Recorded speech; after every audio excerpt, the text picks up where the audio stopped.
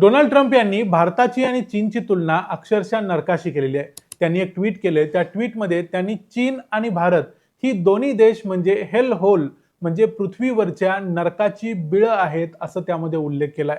आता हे सगळं घडलंय ते अमेरिकेतल्या इमिग्रेशनचा जो मुद्दा आहे, ज्यामध्ये अमेरिकेत बर्थ राईट म्हणजे जन्मानं नागरिकत्व मिळतं, त्याच्या संदर्भातला मुद्दा अमेरिकेमध्ये भरपूर पेटलेला आहे आणि त्याच्या कॉन्टेक्स्टमध्ये डोनाल्ड ट्रम्प यांनी हे स्टेटमेंट दिलंय.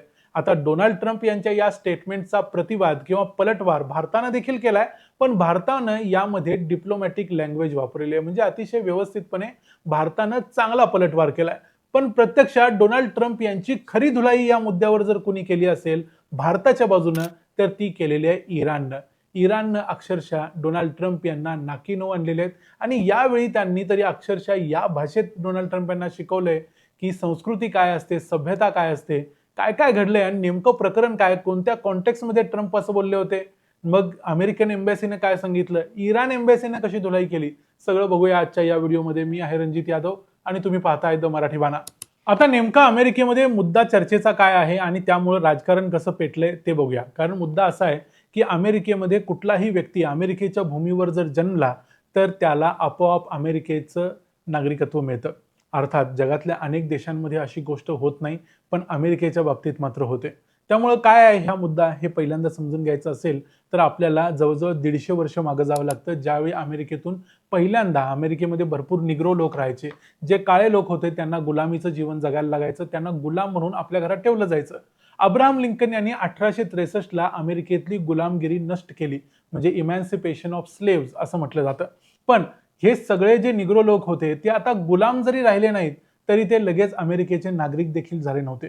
त्यावेळी मग 1868 साली 9 जुलै 1868 ला अमेरिकन संसदेनं एक नवीन अमेंडमेंट म्हणजे त्यांच्या राज्यघटनेची दुरुस्ती केली. त्यामध्ये त्यांनी असं टाकलं की अमेरिकेच्या भूमीवर जन्मलेला कुठलाही व्यक्ती, मग तो काळा गोरा कुठलाही असो, तो व्यक्ती अमेरिकेचा नागरिक होईल.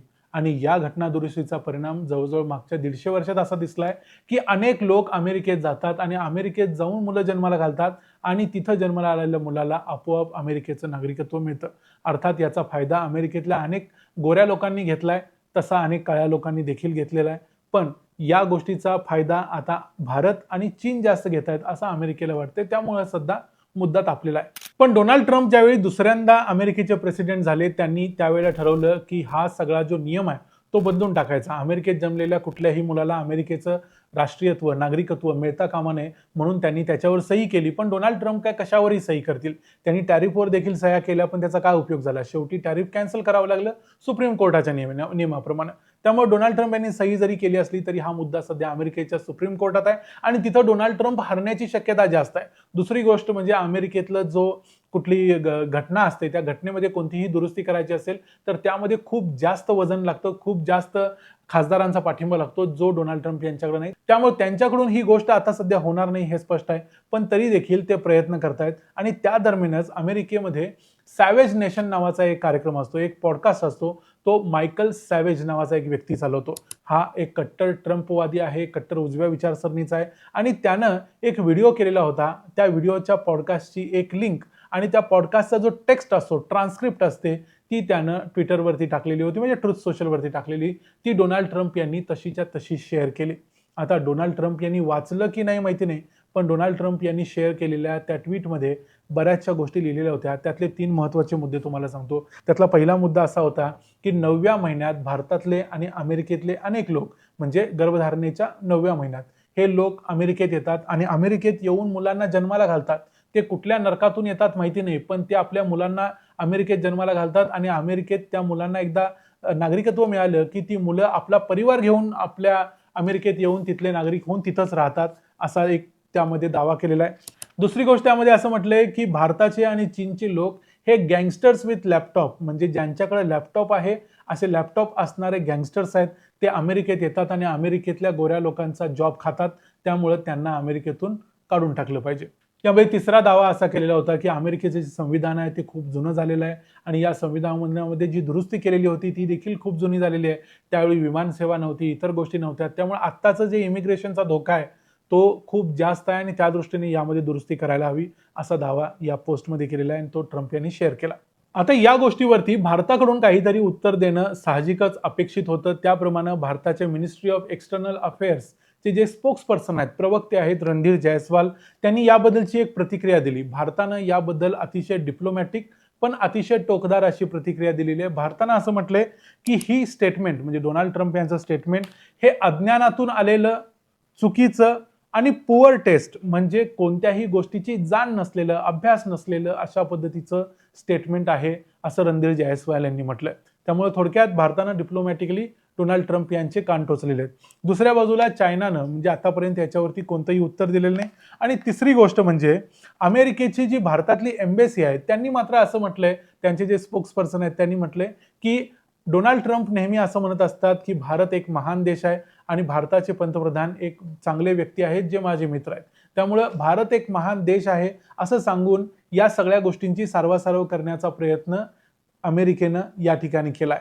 पण प्रत्यक्षात या गोष्टीवरती भारतापेक्षा, चीनपेक्षा किंवा इतर कुठल्याही व्यक्तीपेक्षा किंवा राष्ट्रापेक्षा सर्वात टोकदार आणि जबरदस्त प्रतिक्रिया आलेली आहे ती इराणकडून. इराणनं या मुद्द्यावरती भारताला फक्त डिफेंडच केलं नाही, तर इराणनं या ठिकाणी डोनाल्ड ट्रम्प यांची अक्षरशः धुलाई केली. इराणनं काय काय प्रतिक्रिया दिल्यात ते तुम्हाला सांगतो. इराणची हैदराबादमधली जी एम्बॅसी आहे त्यांनी एक प्रतिक्रिया दिलेली आहे आणि त्यांनी ट्विटरवरती लिहिलंय, म्हटलंय की चीन आणि भारत ही जगातली संस्कृतीची जन्मस्थानं आहेत. हेल होल जर कुठं असेल म्हणजे नरक जर कुठं असेल असं तुम्ही विचाराल तर जिथे एक युद्ध गुन्हेगार असलेला प्रेसिडेंट बसलाय आणि तो इराणची संस्कृती नष्ट करण्याच्या बाता करतोय तिथं हेल होल आहे असं हैदराबादच्या एम्बॅसीने सांगितलंय. याबद्दलची आणखी एक जबरदस्त प्रतिक्रिया इराणच्या मुंबईमधल्या एम्बॅसीने दिली. त्यांनी असं म्हटलंय की कोणीतरी डोनाल्ड ट्रम्प यांच्यासाठी एक कल्चरल डिटॉक्स बुक करा जेणेकरून त्यांना कळेल की भारत काय आहे, जग काय आहे. त्यांनी पुढे असंही हिंदीमध्ये म्हटलंय की त्यांची रॅन्डम बकवास बंद होईल आणि पुढे एक वाक्य टाकले जे हिंदीमध्ये आहे, कभी इंडिया आके देखो फिर बोलना. म्हणजे थोडक्यात डोनाल्ड ट्रम्प यांना भारत जे बोलू शकला नाही, चीन जे बोलू शकला नाही ते सगळं इराण बोलून गेला त्यांच्या नेहमीच्या स्टाईलमध्ये. जसं मागच्या काही महिन्यापासून आपण बघतोय की इराणच्या प्रत्येक देशातल्या एम्बेसी अक्षरशः डोनाल्ड ट्रम्प यांची धुलाई करत असतात रोजच्या रोज. त्यामध्ये आज भारतावर ते जे बोलले त्याच्या निमित्तानं इराणनं पुन्हा एकदा आपले हात धुवून घेतले. तुम्ही जर मागच्या 3 महिन्यात काय घडलंय ते बघितलं तर आतापर्यंत मागच्या 80 वर्षात डोनाल्ड ट्रम्प यांना जितकं कुणीही ट्रोल केलं नसेल तितकं ट्रोल इराणनं त्यांच्या वेगवेगळ्या ज्या एम्बेसी आहेत जगभरातल्या त्यातून त्यांना ट्रोल केले. आणि इराणनं एक प्रकारे हे दाखवून देण्याचा प्रयत्न वारंवार केलाय की इराण ही एक जगातली सर्वात जुनी संस्कृती आहे. त्याचबरोबर भारत आहे, चीन आहे, या सगळ्या जुन्या संस्कृती आहेत आणि या जुन्या संस्कृतींना कुठलीही आणि कितीही म्हटलं तरी कुणीही कधीही नष्ट करू शकणार नाही हेच सांगायचा वारंवार प्रयत्न इराणनं या ठिकाणी केलाय. या व्हिडिओमध्ये इथंच थांबूया. इराणची जी प्रतिक्रिया आहे, इराणनं ज्या पद्धतीनं डोनाल्ड ट्रम्प यांना या ठिकाणी उत्तर दिलंय त्याबद्दल तुमचं काय मत आहे?